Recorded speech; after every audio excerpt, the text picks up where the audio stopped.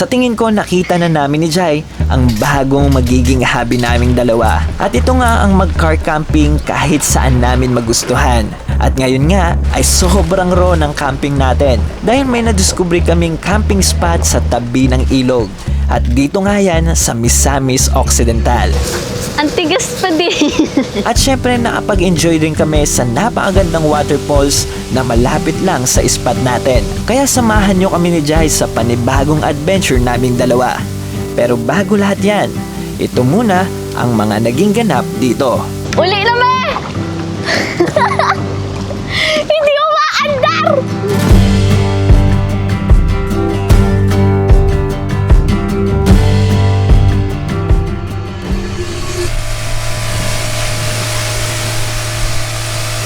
Maaga pa nga lang ay hinanda ko na agad ang sasakyan namin dahil nga magka-car camping kami ngayon ni Jai.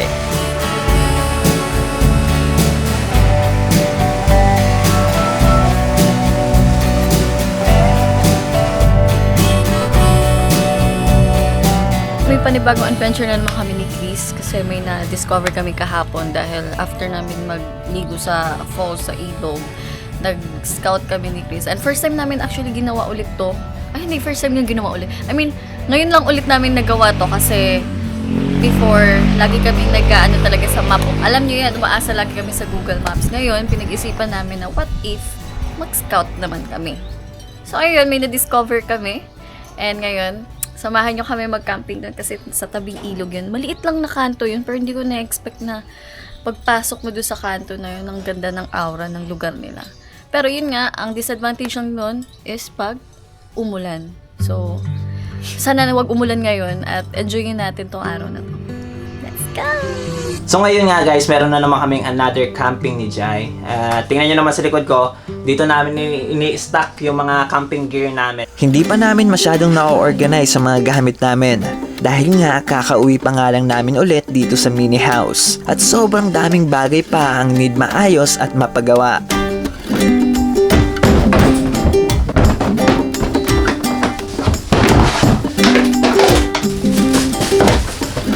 Masyado na sikip.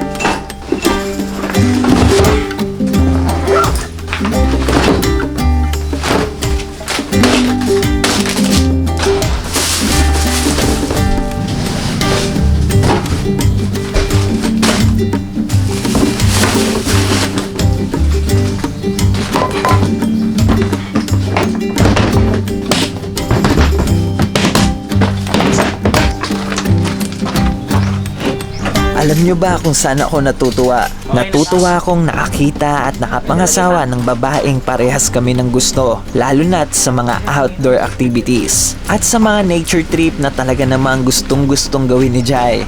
Kino, baby! Let's go! Come on! Come on! Up! Yes! Good boy! Let's go! Let's go! Let's go!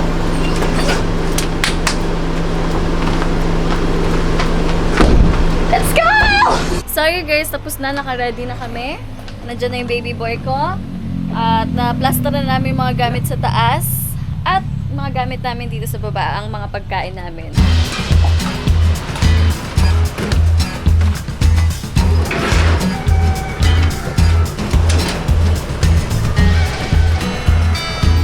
Lord, thank you for hearing and answering prayer. In the name of Jesus Christ. Amen. Let's go! Let's go! Ay, sana hindi umulan. Ang ganda-ganda ng weather kahapon. Tapos yung weather ngayon, tingnan mo. Hindi yan, bibigyan ka ng magandang panahonan. Relax lang. Lord, give us a good weather, Lord.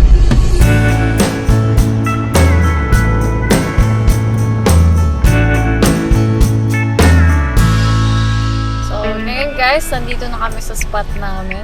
Kung saan nag-scout kami kahapon kasi nag-scout talaga kami kahapon. And hindi namin na-expect yung pag-scout namin. May nakita kami.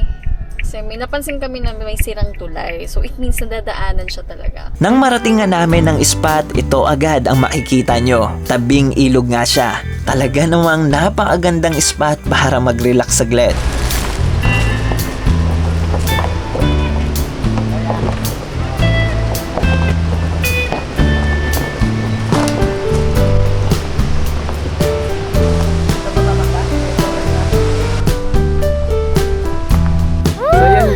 dito namin, nakita nyo naman yung spot natin ngayon. Nasa tabi kami mismo ng ilog. At napakaganda ng ilog dito. Pero nga, dati may tulay dyan nasira dahil sa baha. At lagi nga daw binabaha dito. Kaya ngayon maganda naman yung panahon. Hindi din siya recommended na mag-camping talaga dito kasi bahain nga yung lugar. Pero ngayon gusto namin subukan kasi napakaganda ng panahon. Tsaka pa-summer na rin kasi, Oh. kaya parang okay naman. Pero I hope Oo. tuloy-tuloy na yung gantong weather kasi ang ganda talaga ng ilog. Tingnan nyo. Oh, tamo yung ilog, ang linaw. Pero mukhang malalim talaga siya. Nang masettle na nga namin ang sasakyan ay hinanda ko na agad ang mga bagay na kailangan namin para sa camping na to. Simple lang talaga ang gusto namin gawin ngayong araw. Gusto lang talaga namin mag-relax kasama ang napakagandang kalikasan na to. Best things in life's for free. May mga napuntahan na din kaming spot ni Jai na pang-camping pero hindi pa namin nasubukan mag-camping sa tabing ilog. Medyo unique nga siya para sa akin dahil first time nga namin tong gawing dalawa.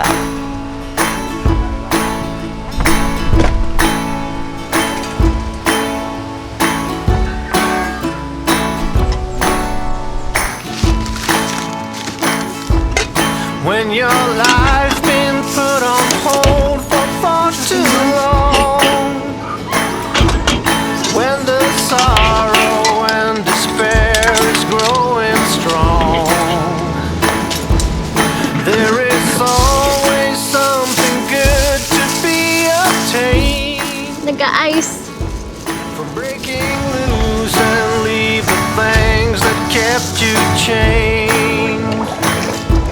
So when you find the strength. Alam nyo, ang ganda rin talagang gawin ng mga bagay na katulad nito. Nakaka-relax talaga siya ng kaisipan, lalo na kung marami ka nang iniisip. Nito kasing nakaraan ay marami kaming bagay na pinag-aawayan ni Jai. At ito ang naging paraan namin dalawa para ma-relax ang aming isip sa pagod at pagka-stress.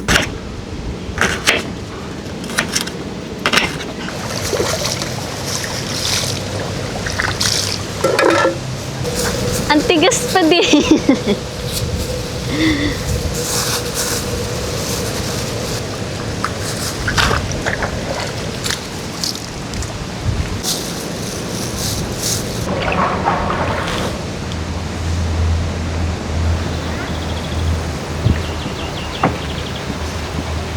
namin to mahiwa kasi matigas pa. So, kailangan natin to initin. Initin natin. Sayang, i-on natin yung to ano. Yan, palusawin. Much better. Malusok siya. Sana kanina pa natin ginawa yan, no? Yun. Naku, lakas ng hangin.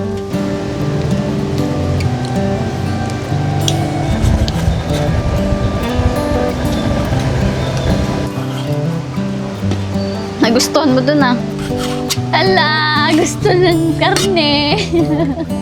Alam nyo ba na si Jai ay gustong-gusto ng magkaanak? Hindi niya naman to plano dati dahil gusto niya nga na pag 27 na daw siya. Pero ngayon, lagi niya ng bukang bibig ang magkaroon daw ng anak.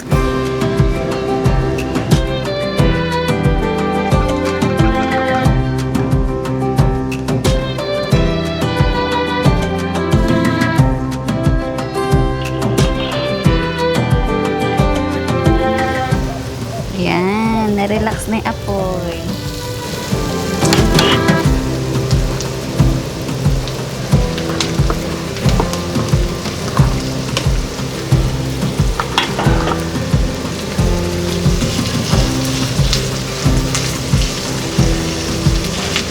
Simpleng date lang namin tong dalawa ni Jai.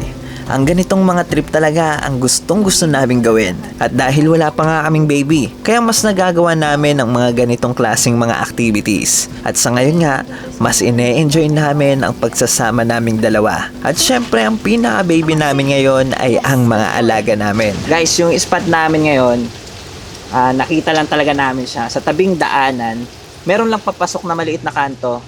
Then, nandito na kami ngayon. And tingnan nyo naman, napakapayapa dito, napaka-presko ng hangin. And ito yung nakikita mong view. Sobrang ganda, sobrang refreshing talaga. Lalo na kung marami kang iniisip. Maganda talaga tong gawin paminsan-minsan. Ang mahirap lang dito, wag kayong pupunta sa mga gantong area kung maulan. Talaga, lalo na siguro kung sa kabilang bundok umuulan, medyo delikado siya. So, pero sa tingin naman namin, Papunta summer na kasi medyo mainit na rin yung panahon kaya safety naman. Pero ito talaga, bahain talaga yung mga ganitong area kaya huwag kayong pumwesto sa ganito. Talagang sinubukan lang namin ngayon kasi Pero nakita hindi rin namin naman na kami maganda. mag-overnight kasi Yes, hindi kami mag-overnight. delikado rin. Kasi And ano rin. siguro mamaya nga baka may puntahan pa kaming isang spot. After namin dito, baka pumunta pa kami sa isang spot, then maliligo kami doon. Kasi parang mahirap liguan dito kasi sobrang lalim and baka tangayin kami ng tubig doon. Tangayin Oo. kami doon. Medyo malakas yung ilog kaya hindi kami maliligo dito. Meron kami liliguan mamaya and samahan nyo kami sa next destination natin mamaya. Pero ngayon, dito muna kami. Kain muna tayo. Kain muna tayo kasi medyo nagugutom na rin kami.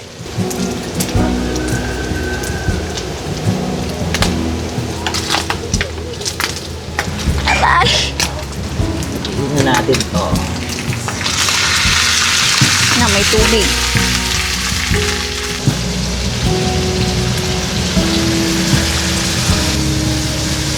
Ano yan? Ano yan? Lord, thank you po Panginoon sa mga blessings. Ikaw mag-bless ito Panginoon. In Jesus' name, Amen. Thank you, Lord. Thank you Lord. Sarap. Lagi naming pinagpapasalamat sa Panginoon ang mga blessings na na-experience naming dalawa. Lalo na ang makita ang magagandang tanawing nilikha niya. Wala kang dalang food. Later ka na mag-eat ha sa house. Bawal sa nito guys, may timpla eh.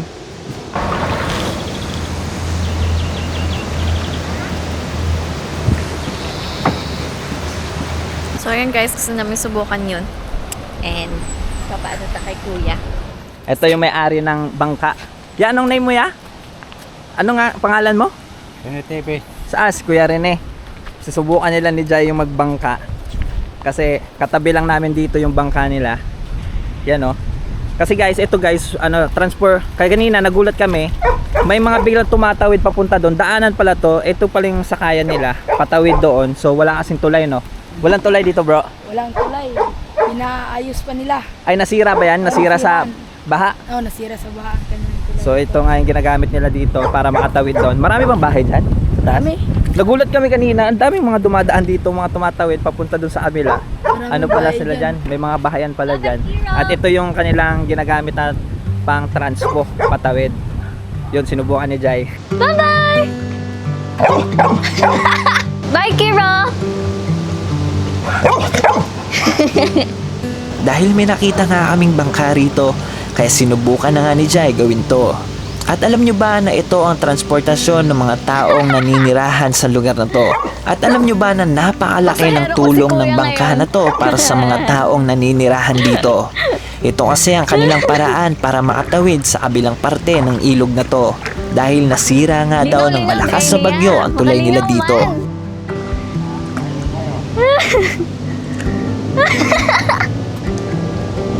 Exercise niya, gwapo kayo. O, hindi umaandar.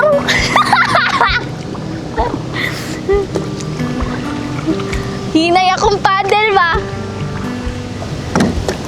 Uli na me! Hindi umaandar! You know? Bye-bye!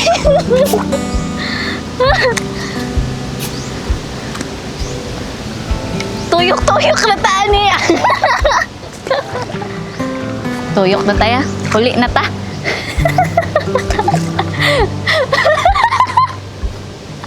Uli na ba ay? Basta na yung pasahero pa si kuya. Uli na ba? Tabingi na. Anyari? Thank you ya. At akong lawas ba? Nakatry ako. Si Hiro na suya. Gabi singot mo ah. Wala. Pasingot eh. Wala. Pero nice kayo siya. Mupalit yung tagkayak, sayang. Ha? Mauna yung sayang mupalit na tagkayak. Oo, pwede. Palit. Wala, binibasic lang ni kuya oh. Kaya nga eh. Sanay, araw-araw niya ginagawa yata yan eh. May dun pala dapat, banda. May mga pectus sila oh. Oh, may pectus eh. Ang galing. Nice, nice. Gusto kong ganyan, sayang. Bibili tayo. Oo, ganyan bangka. O kayak siguro, kayak. Kayak. May buhaya ba dito, ya? Wala. Wala naman. Ah, si Pero tropa. naay halas. Naagit na din na mawala sila kay ilog man eh. So guys, nag-chill lang kami dito and kakain lang namin. Siguro, gusto mo ba maligo? Sayang, gusto mo maligo? Saan? Explore. Let's explore. Saan ba na pwede maligo dyan? Hindi dito, baka explore tayo sa ibang place. Ah, sige. Pwede, di ba? Pwede. Explore tayo. Kasi kami padulong sa mahaba kuya? pa oras natin eh. Wala lang, nag-enjoy lang siya. Exercise good siya. Ha? Ano yan? Ano yan? Mga gamit. Ano yan? Mga gamit. Lipat kasi sila ng bahay eh. Ay, lilipat sila ng bahay. Ay, gano'n? Saan? May tropa tayo dito guys. Kanina pa to siya dito. Saan ka lilipat? Kaya yun sila ang lilipat sa Barcelona. Ah, Barcelona. Parang alam mo lahat ng chismis dito ah. Kanina mo pa ako chinichismisan na kung ano-ano ah. Sabi niya, kamote, lahat. Alam niya lahat ng spot. Baka next time makasama natin to guys. I-add ko to kasi meron daw siyang alam na spot na pwedeng mapasok ang sasakyan. Tabing ilog din. San banda? Ano sabi mo? Sa Barangay Upaw. Barangay Upaw. Ano pangalan mo? Ano pangalan mo? Dahil si GM Laktuan. Ilan taon ka na? 11. Uy, 11 pa. Bata pa. Pero pwede na, no? Pwede natin masama. Ay, baka pagalitan kami ng parents mo, ah. Manangid po. Ah, ka na. Manangin dito, manangin. Pero depende pa na. Asa na padulong ka ng gamay na ilog dito? Ay, manong sa paano. Ay, sapa po na. Ah, chuy, no? Grabe, grabe. So guys, ang ganda dito. Sobrang nakaka-relax. Peaceful. Ang peaceful ng lugar. And tingnan nyo naman yung view natin dito. Napagandang ilog. Tala natin. Kiro, hoy, tama na yan. Kiro ba? Ano ba hinuhukay mo dyan, uod? Baka magawa sa buhay.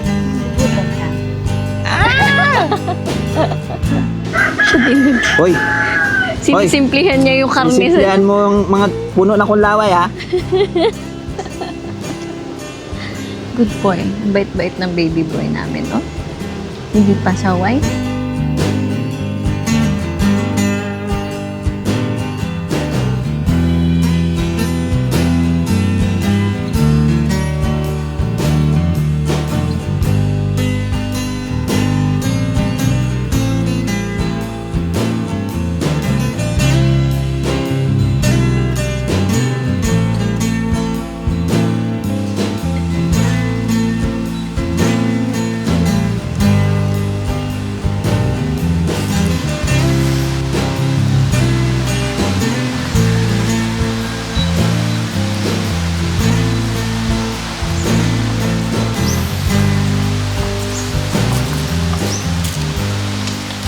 After nga noon ay nagligpit na kami at dumiretso na agad sa susunod na spot namin.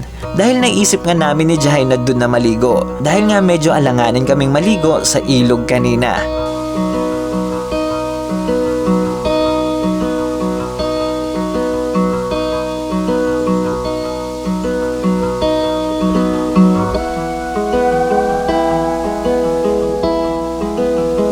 Sobrang ganda nga ng spot natin ngayon. Dahil nga nasa tapat tayo ng isang waterfalls dito sa Sapang Dalaga. Pero hindi allowed ang sasakyan na magparking dito. Kaya binabalang namin ang mga gamit namin para makapagluto rin kami ng merienda sa lugar na to. So yun guys, magme-merienda kami dito and syempre, ang ganda-ganda ng falls na sa harapan namin. And dito kami magluluto guys. Dito kami magluluto ng ating saging saba. And mag-i-snack-snack pa rin tayo para merienda. Kala mo kakatapos lang mag-lunch eh. Merienda agad eh. Pero ganun talaga para tumaba.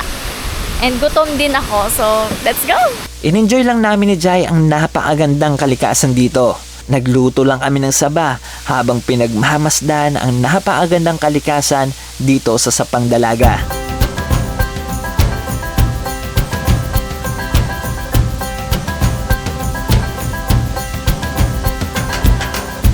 We need more than hopes and wishes for us to make it through the night. Stormy weather, weary eyes, hope to make syempre, hindi makokompleto ang adventure na to kung hindi namin masusubukan ang waterfalls nila dito. Naligo nga kami ni Jai kasama ang anak namin na si Kiro. At dito na nga nagtatapos ang isa na namang adventure naming mag-asawa. At nagpapasalamat ako sa lahat ng sumusuporta at tumapos sa video na to. At alam nyo ba na malapit-lapit na nga naming ma-reach ang 100,000 subscriber, kaya kung hindi ka pa nakakapag-subscribe ay mag-subscribe ka na at i-click ang notification bell para maging updated ka sa mga susunod at papalapit pa naming mga adventure. Kaya hanggang sa muli, paalam! We all look up to our fathers. All our lives if all is right, and we all need a mothers when the day is dark as night, and the drums of war are getting louder, a sound you never heard before. Gonna come to your town, gonna find your corner, and we'll soon be knocking on your door. Someone pulls an easy trigger, puts another